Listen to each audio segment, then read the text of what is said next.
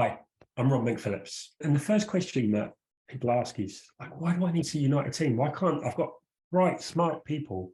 Why can't they just work together? And it all depends on what you're trying to do. You see, there are groups of people who are a team who don't necessarily need to have great communication and really be bonded as a team. So if you look at, for example, like the Ryder Cup golf team, they're a group of individuals who all perform individually, and the team results is the collective results of those. Like cycling is another example where they all do their individual events, and the team result is the aggregate of individuals. And in that kind of case, you don't necessarily need to have such a bonded team. For something like a football team or a rugby team, where the result is not necessarily the best individual players, but the team that's most united, the team, it's like the result of a rugby or football team is the best team wins, regardless of whether or not the best individuals are on it. So it really is about the whole being worth more than the sum of the parts. So it also depends on what kind of work that you're doing. So if we look at like earlier economies, like primary and secondary economies, things like mining, manufacturing, it's really based on logistics. So Henry Ford could literally have pitched battles with his employees, and it didn't really matter because the key was keeping the production moving. Because in those earlier economies, we're dealing with very concrete things that we can touch, things that there's no, not a lot of nuance to a bit of metal or becoming a car. It is like we all understand what it is. And as long as that production line keeps moving, then it doesn't really matter, because all it is about logistics of moving this to here. And there's not a lot of confusion in that. As our economies evolve, though, what we've got is a lot of us are really involved in knowledge work, and it's really about abstract things. So the more abstract what we're talking about, the more we need to have a higher degree of and more refined communication. So John Gottman, the relationship researcher, part of what he does is videos couples arguing or interacting. And he stopped at 100 different definitions of money. So we all think, I mean, money is a concrete thing. We look at money and you can see it. But money is a symbol for what we believe is valuable. And for some people, money is about security and safety. And for other people, it's about freedom and fun. And so we think we're talking about the same thing, but because of the way that we've learned and the way that things mean different things to us, it means something entirely different. And so often we can be arguing about what we think is the same thing, but because our communication is not at a level that we're able to understand the nuance of what we mean. So if your work is about the quality of decision, you know, like groups often they make bad decisions because they're too similar. But having a diversity of different perspectives, different opinions, different strengths and weaknesses, and if we're able to work together, then truly all of us, like none of us is smarter than all of us. But that needs a lot of communication, and that really needs some relationship bonds. If the work is really about people getting more out of themselves, more creativity, more understanding, then we need a teamwork.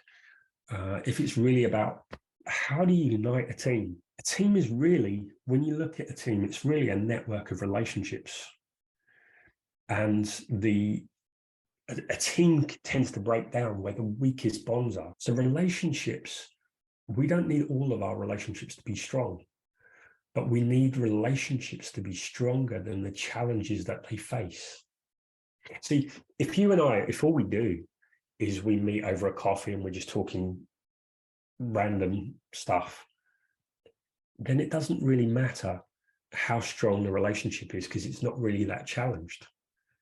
But where a relationship gets challenged is if we're making budgetary decisions and the money either goes to your project or to my project.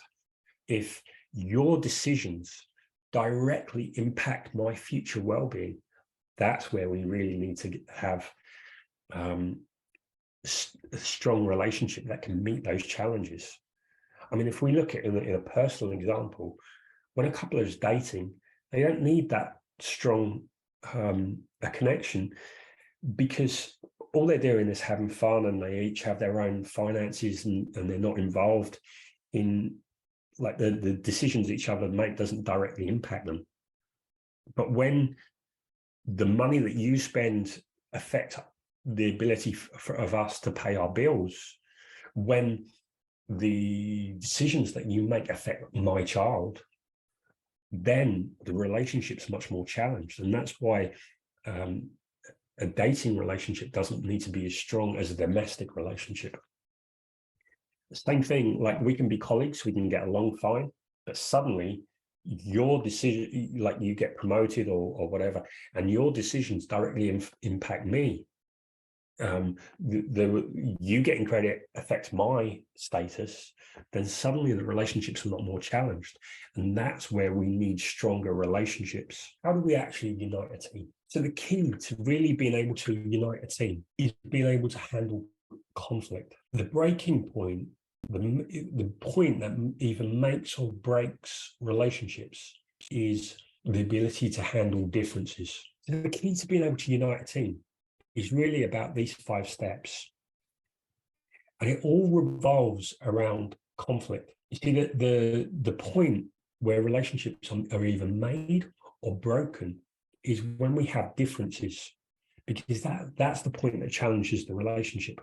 Conflict is really a basic conflict between our nervous systems and the social environment that we find ourselves in. And that can sound like a bit deep, but really, when we understand that biologically we're an organism that has evolved over hundreds and thousands of years. So we haven't changed in the 10,000 years of recorded history. And yet our social environment has dramatically changed. So much in the last 50 years, or last 100 years, the last 150 years is almost unrecognizable.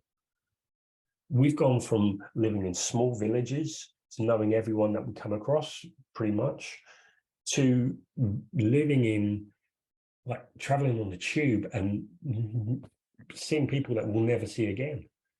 And this is why the behavior in a tube is completely alien to us. The differences to our biology activate our nervous system, and being different is dangerous, because different, evolutionary speaking, when we're looking back to caveman time, was different species, different tribe. And either of those likely meant us being invaded and killed. And so now we're talking about, it triggers us biologically in the same way seeing a saber-toothed tiger or some invading tribe. And so what this does is it activates our fight or flight syndrome, fight or flight.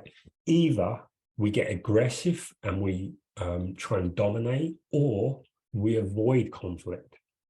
And what happens in either case is we stop talking. So we avoid subjects because we don't want to feel like that, and we're afraid of dealing with the conflict. Also, it shuts us down, so we become more childish. Our IQ drops, our ability to communicate, to be as creative drops, our productivity drops, and we become less engaged. What I do in my work, really, and what this 5-step process is about reframing conflict. Conflict is natural. It's inevitable in every relationship. It doesn't have to be as scary. We're going to feel it as scary, but what we need to do is make it feel as safe as possible, so that we're able to, with the shared framework and a shared language and processes, to be able to overcome differences. So this all begins with relationships. So we need to have what I call nutritious relationships. And the point of these relationships are that we create this psychologically safe environment where I trust you and where I trust your motive and I trust your ability to do the job. And when we can create this place where I feel safe and I trust you, then what we're able to do is resolve that conflict because we're able to talk about it. Because we're individuals, we're always going to come across differences. And this is where relationships of all sorts, where they break down is because we like people because they're like us. We think they're yeah, they're like me, so they must be our tribe. And then we realize that they have a difference on something that we thought we agreed on. But it's because we didn't, like going back to the money, it's because we're talking about different things and we come from different perspectives. And we find that threatening. And so we think, you're not really my tribe. And so this is where relationships break down. And the ability to overcome differences is really by understanding where we learned what we learned. Like, people think it's just me, but actually who we think we are has been constructed. That sense of self has come about from what we learned in our early experiences, from what we misunderstood, from what we misinterpreted, and what we learned emotionally. And we, as Jung says, until we make the unconscious conscious, we're going to be forever controlled and driven by it. Differences in the friction that we have with other people is really where we're going to learn about who we are. So when we're able to do that, then we're able to have everyone contribute, so we make better decisions, so that we're all invested in the process, and we all want the same outcome. Where a team really unites is around a common purpose, and often what happens is the purpose is imposed on people, and so people aren't really a part of it. They don't feel invested, and so they may agree with it, but they just passively resist and just don't do what they're supposed to do, because they don't really care, because they're not invested. And when we're united in the common purpose, when we have that sense of feeling accepted, when we have that feeling that we trust each other, when we're able to talk through differences, then what you create is you create allies raising performance. And so it's not about a manager or a leader chasing everyone and holding everyone accountable, but it's about creating a culture of peers holding each other who are deeply invested in wanting the same outcome, and they demand accountability and integrity from each other. And so this is really where teams unite and they just raise each other's performance. The next question that people really ask is, well, where did all this come from? Most work on teams often comes from kind of the top down of, like, we've got this vision, but people aren't going along with it. So how do we get them to buy in? And so it's a kind of like a mass communication top down of how do we get people to do what we want them to do. My framework came from an entirely different perspective. So I had a gym, and so it was helping people physically be the best. And so then I trained as a nutritionist, and then I realized that nobody stuck to the diet, nobody stuck to their exercise. They do it for 3 months and then give up. And so I really dug deep into motivation, and I trained as a therapist and really wanted to understand, how do I get people to stick to their goals? And then eventually this led me to want to really go deep into psychology. So I closed the gym and studied psychology. And when I was doing psychology, I really came to the opinion of something like Freud said, which was really what we're doing is making people moderately unhappy. And so I wanted to understand, where can we lead people to? Where is like the optimum? My thesis was in happiness, positive psychology. So then when I came out, I wrote a book and I was coaching people and really learning the problems that people were facing that was holding them back. And almost like 90% of problems are relationship problems.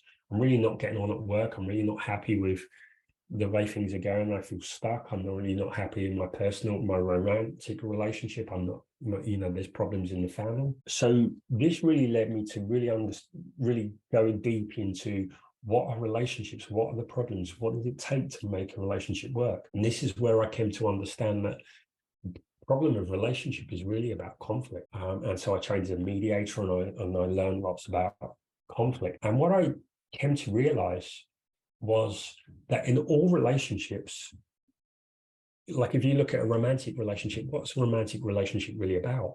It's about someone who's there, who's got my back, that we're a team.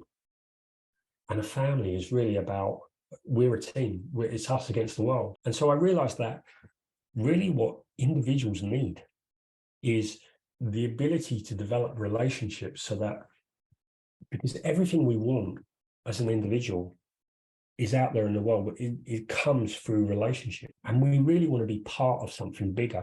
From understanding what people need, individuals need, I came to understand that people really need teams, and organizations need to understand how to develop the relationship, the network of relationships, so that teams really thrive. And so that's really where the Unite process came from.